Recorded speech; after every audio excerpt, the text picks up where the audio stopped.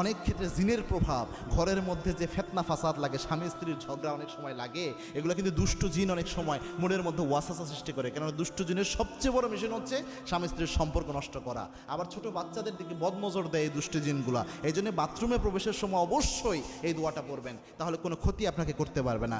2 number হচ্ছে আরেক জায়গায় বিসমিল্লাহ সহ পড়বেন, সেটা হচ্ছে অবশ্যই পড়বেন।